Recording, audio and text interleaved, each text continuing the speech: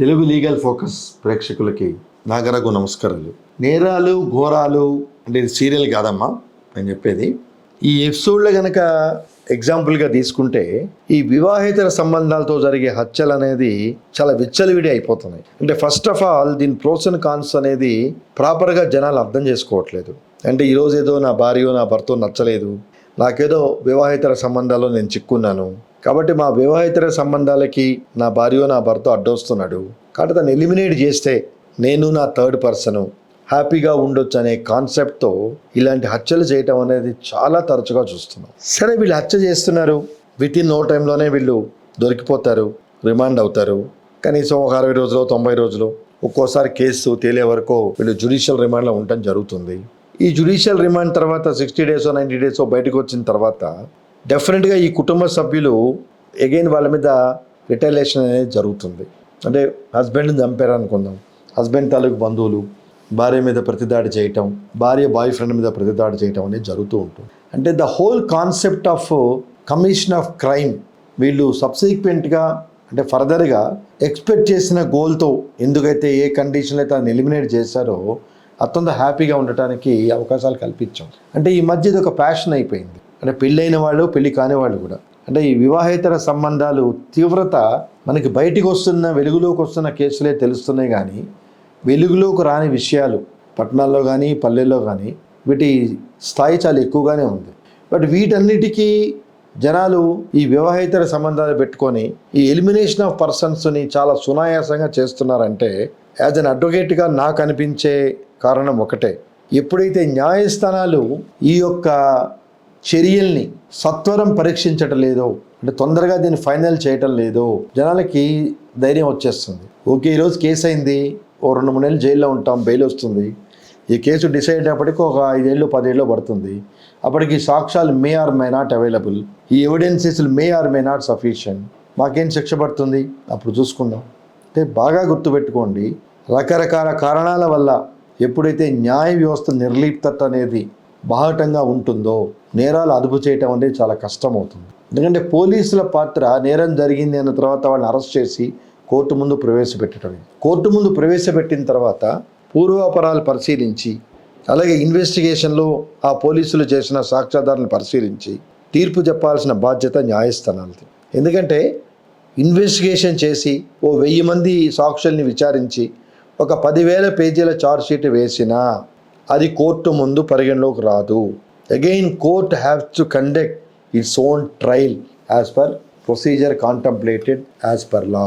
ఎంత దౌర్భాగ్యం అంటే ఈ వివాహేతర సంబంధాల్లో క్లియర్ కట్గా మనకు తెలుస్తుంది ఎవరు మర్డర్ చేశారు ఏంటి. చాలా సందర్భాల్లో వీళ్ళు వీడియోలు తీస్తున్నారు. ఈ మర్డర్ చేసే విషయాన్ని వీళ్ళు ఎవరెస్ట్ శిఖరం ఎక్కినట్టుగా గొప్పతనంగా దాన్ని ప్రదర్శించుకోవటానికి అవన్నీ వీడియోలు తీసి పబ్లిక్ డొమైన్లో పెడుతున్నారు. సో వీడియోలు తీసి పబ్లిక్ డొమైన్లో పెట్టినా ఇమీడియట్గా అతనికి శిక్ష విధించడానికి న్యాయస్థానాలకి వెసులుబాటు లేదు. Procedure has to be followed. అంటే ఎందుకు ఈ రకమైన పరిణామాలు వచ్చినాయంటే 100 మంది అంటే 99 మంది నేరస్తులు తప్పించుకోవచ్చు, కానీ ఒక అమాయకుడు శిక్ష పడకూడదు అనే ఒక పాత సిద్ధాంతాన్ని ప్రామాణికంగా తీసుకొని ఈ రకమైన ఆలస్యం అనేది జరుగుతూ ఉంది. ఈవెన్ మర్డర్ చేసిన వాడు వెళ్ళి కోర్టులో సరెండర్ అయినా వాళ్ళు ఓన్లీ రిమాండ్ చేస్తారు. Court send him only judicial custody. మళ్ళీ ఎఫ్ఐఆర్ రిజిస్టర్ చేయటం, ఇన్వెస్టిగేషన్ చేయటం, సాక్షులు విచారించడం, gathering of evidence, filing charge sheet, కోర్టులో ట్రయల్ నడవటం, ఇదంతా రెగ్యులర్ ప్రొసీజర్ జరగాల్సిందే. ఈ రెగ్యులర్ ప్రొసీజర్ జరగడానికి డెఫినెట్లీ ఇట్ టేక్స్ ఇయర్స్. ఈ లోపల కేసు అందరూ మర్చిపోతారు, ఎవరి పాటికి వాళ్ళు లీనియంట్ వ్యూ తీసుకుంటారు. అసలు ఈ వివాహేతర సంబంధాలు అనే కాన్సెప్ట్ ఎందుకు వస్తున్నది, ఇటీవల కాలం ఎందుకు ఎక్కువ అవుతుంది అంటే వీళ్ళ ఇంటర్నల్ పర్సెప్షన్స్.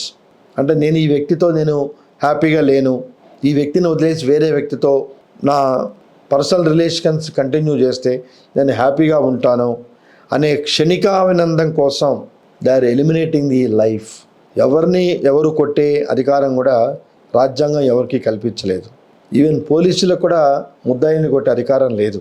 సరే, పోలీసులు అంటేనే వైట్ కాలర్ అఫెన్సెస్ చేసేవాళ్ళు కాబట్టి వాళ్ళు చేస్తారు.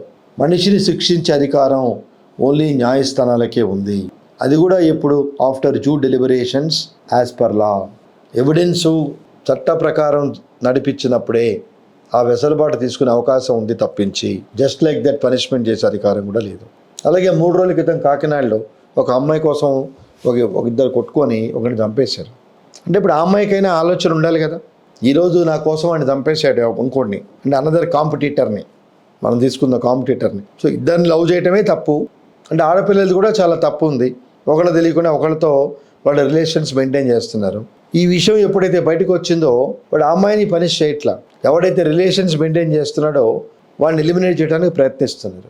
అంతేగాని ఆ అమ్మాయి నేను నీతో ఫ్రెండ్లుగా ఉన్నా కదా, ఐఎమ్ టేకింగ్ కేర్, లేకపోతే నేను హస్బెండ్ని ఉన్నాను, హస్బెండ్ ఉన్నప్పుడు why you are moving this kind of relations, why are maintaining this kind of things అనేది అడగట్లేదు, అడిగే ఛాన్స్ లేదు.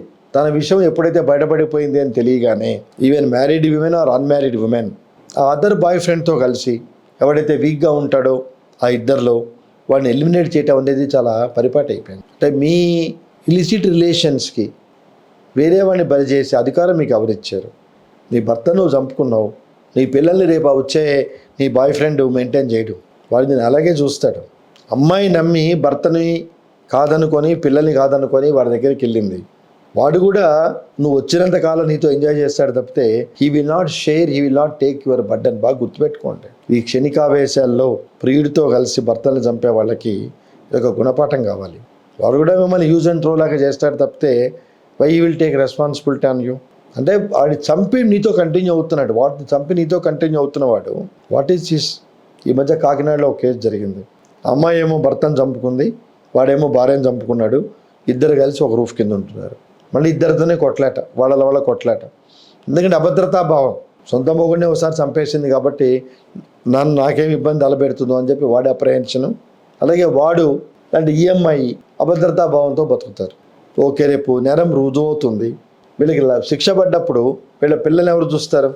అంటే నాకు తెలిసిన కేసు, ఆ అబ్బాయికి పిల్లలు ఉన్నారు, అమ్మాయికి పిల్లలు ఉన్నారు. చెప్పా కదా, వాడు భార్యను చంపుకున్నాడు, ఈమె భర్తను చంపుకుంది. ఇప్పుడు ట్రయల్కి వస్తుంది case, evidences are there.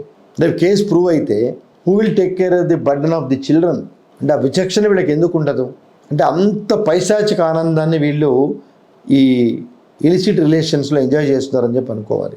But వీటన్నిటికన్నా main prevent ఎందుకు చేయలేకపోతున్నారు అంటే మన చట్టాలు. Justice delayed is justice denied. So ఎప్పుడో జరుగుతాయి కదా, ఇంకో 10 ఏళ్ళకి కేసు అవుతుంది కదా. ఈరోజు నా గర్ల్ ఫ్రెండ్ హస్బెండ్ని లేపేసి నేను నా గర్ల్ ఫ్రెండ్ హ్యాపీగా ఉంటాం అనుకుంటే ఎవరైనా అది పొరపాటే. క్షణికావేశాలు, క్షణికానందాలు క్షణకాలమే ఉంటాయి. Those are not permanent in nature. మీ రిలేషన్ పేరే ఇలిసిట్ రిలేషన్, వివాహేతర సంబంధాలు. So out of purview you're enjoying, out of settled framework you're enjoying. Definitely those that are punishable. ఆ కాన్సెప్ట్ మీరు తెలిసి కూడా మీరు తప్పు చేస్తున్నారంటే అది మీ తప్పు కాదు. నేర చట్టాలు తొందరగా స్పందించట్లేదు మీలాంటి వాళ్ళ పట్ల, దాన్ని మీరు అడ్వాంటేజ్ తీసుకున్నారు. అదే కనుక కొన్ని ముస్లిం కంట్రీస్లో మాదిరి చెయ్యికి చెయ్యి కాలికి కాళ్ళు అనే సిద్ధాంతం భారతదేశంలో కూడా ఉంటే ఇట్లాంటి నేరాలు చేయడానికే భయపడతారు. ఆ మధ్య ఎక్కడో చూసాం, సౌదీ యువరాజునే ఊరదీశారు. అతను ఎవరో అమ్మాయికి ప్రామిస్ చేసి మాట తప్పాడని చెప్పి. అందుకే ఆ కంట్రీస్లో నేరాల సంఖ్య చాలా తక్కువ ఉంటుంది. మన దానిలో అలా కాదు, విచ్చలవిడిగా నేరాలు చేసుకోవచ్చు. వాడి యొక్క ఆర్థిక స్థితిని బట్టి వాడు వెసులుబాటు గడపచ్చు. ఎందుకంటే మన న్యాయస్థానాలు all are equal before law అనే ప్రాథమిక సూత్రాన్ని పాటించట్లేదు. I do agree, all are not equal before law తప్పు. All are not equal before law, all are equal before law is not correct. That is not there, that concept has gone long back. కాబట్టి ఇంత fluid సిచ్యువేషన్లో రాజ్యాంగము మన న్యాయ వ్యవస్థలు పనిచేస్తున్నప్పుడు మరి how do we control this kind of crimes? అంటే ఈ crimes definitely having its own impact on the society. So యువత స్లోగా అనుకుంటుంది, ఓకే నా గర్ల్ ఫ్రెండ్ ఎవడో మాట్లాడుతున్నాడు, ఆ సినిమాలో వాడు రాయి కొట్టి చంపేసి, లేదా ఆ కేసులో వాడు ఏదో చంపేశాడు కదా ఫ్రెండ్స్తో పెట్టుకొని, నేను అదే చేసేద్దాం. అంటే ఎప్పుడైతే మనం ప్రివెన్షన్ మెజర్స్ అనేది ప్రాపర్గా లేకుండా పోతున్నామో, ఇది స్టూడెంట్స్లోనూ ఉంది, పెళ్ళైన వాళ్ళలోనూ ఉంది, లిటిల్ ఏజ్డ్ విమెన్లో కూడా ఉంది. అంటే ఈవెన్ 40-50 వయసు ఉన్న వాళ్ళు కూడా ఈ ఇలిసిట్ రిలేషన్స్ మెయింటైన్ చేస్తూ భర్త కానీ భార్య కానీ వాళ్ళకి అడ్డొచ్చినప్పుడు ఎలిమినేట్ చేస్తున్నారంటే దెర్ ఇస్ నో సర్ప్రైజ్. ఇవన్నీ temporary, very temporary attractions. Please make it a mind. ఇవన్నీ టెంపరరీ రిలేషన్స్, టెంపరరీ ప్లెజర్స్. ఇవేవి మిమ్మల్ని కంఫర్టబుల్గా ఉంచవు. మీరు ఎప్పుడైతే వేరే స్పౌస్ని చంపి, if at all you want to continue a relationship, one day or other definitely it will reflect on you. ఆ concept ప్రేక్షకులు మర్చిపోతున్నారు. అయినప్పుడు చూద్దాం కేసు. ముందు మన కాంపిటీషన్గా ఉన్నవాడిని ఎలిమినేట్ చేసాం, ఇప్పుడు మనకేం ప్రాబ్లం లేదు. భర్త ఏమనుకుంటాడు, వాడి అవతలని ఎలిమినేట్ చేస్తే ఈమె భయపడి ఎవరు దొరికి పోదు అనుకుంటాడు. కుక్క బుద్ధి అనుకునే కాన్సెప్ట్ అది. ఓకే, ఇప్పుడు ఈ అమ్మాయి భయపడింది కదా, ఎందుకంటే నేను వాళ్ళ హస్బెండ్ని చంపేశాను, I'm having illicit relationship with his wife, కాబట్టి wife is scared, she will not repeat this kind of relation. Is a wrong notion. Please don't be in wrong notions.